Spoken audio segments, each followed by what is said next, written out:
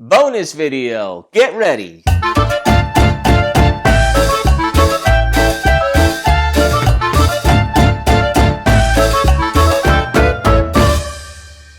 Hello everyone and welcome back to the Gaming Addicted Show. This is our bonus video for the week. Why am I in such a good mood? Well, I just did some research on our YouTube analytics and ends up 1,000 minutes of view time has been passed.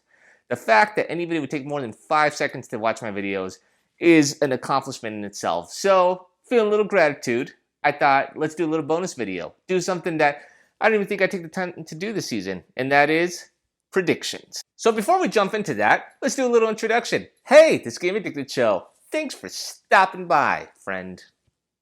Hope that doesn't weird for anybody else. This is the show where we rank teams every week using the VPI formula. And if you haven't heard of it by now, what are you doing with your life?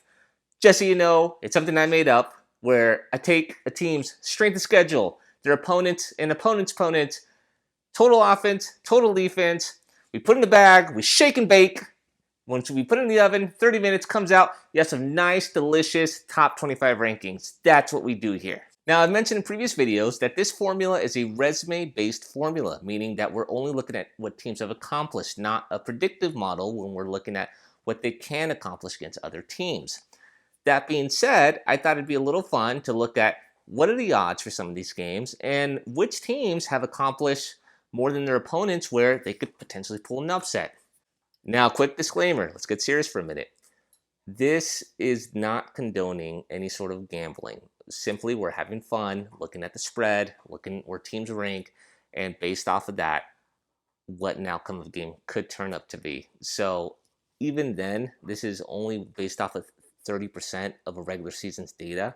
So we wouldn't even have enough to really determine how good a team is until we get into like week 10 or 11. So don't go and lose all your money. Let's just have some fun.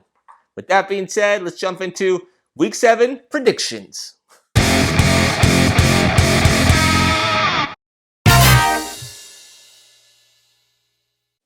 Okay, so this one's not much of an upset, but I thought it was kind of intriguing, and that is the matchup between Louisville and Boston College.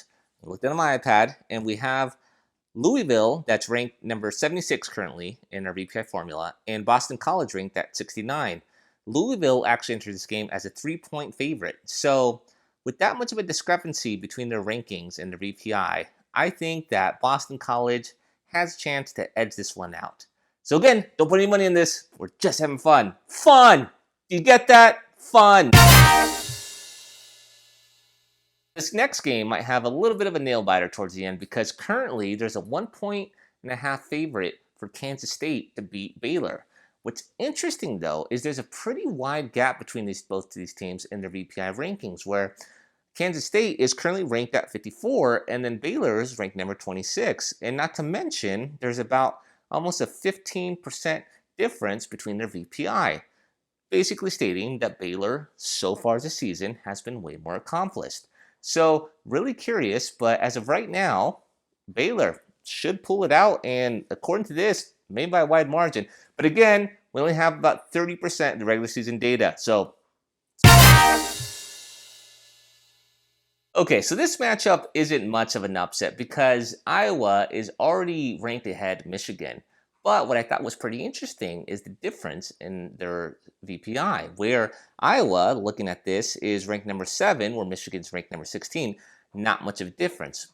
But when looking at their VPI difference, you have nearly a 17% difference in Iowa's favor. So with that much of margin, it makes you think, with only a touchdown spread favor in Michigan, is it because of home field advantage, which my VPI formula does not take into account? But I'm curious how much Iowa was able to overcome going into the big house. So real interesting one to look at. Now the last game I want to talk about, not big as far as the scale or impact of the college football playoffs, but it is a team that is always pushing every year to making the playoffs, and that's with UCF. Now UCF goes in this game playing against Cincinnati. What's really interesting about this is that, yes, UCF has their one loss against Pittsburgh, but they also have a huge win against Stanford. Or do they? Because one thing that's hurting UCF is their VPI ranking, where Stanford's 2-3 record is really dropping it for this team. Currently, there is about almost a 20% difference between Cincinnati at 26.81 VPI and UCF at 7.26. And UCF is only favored by 3. So it makes me think that those odds makers in Vegas might know something a little more than they're leading on. So I think of all the games this weekend, this will be the most interesting to watch. And that's it for today's episode. Again, this was going to be just a little quick one, celebratory of the 1,000 minutes of view time. I'm really humbled by that. Again, a like and subscribe will go a long way. And any comments or thoughts on these games and predictions? Do you think that this VPI formula has any legs to it? Again, it's a resume-based model. It's not a predictive model. It's not designed to predict outcomes of games. We're just going to have a little fun with this and see how it plays out. So let me know down below, who do you pick, man or machine? Again, we do not condone gambling here, so please save your money. Go invest in the stock market. Way more fun, I'm sure. I don't know. Don't trust me. I don't know. Also, don't forget to swing by next week when we look at week 7 of the VPI rankings. This will be the halfway point of the regular season for a lot of teams, so I'm really curious how these rankings play out. As those of you who've been following along, we're noticing that rankings are resembling more and more of the top 25 AP polls, only in a slightly different order, so giving a little more light to teams that are maybe being overlooked by traditional powerhouses.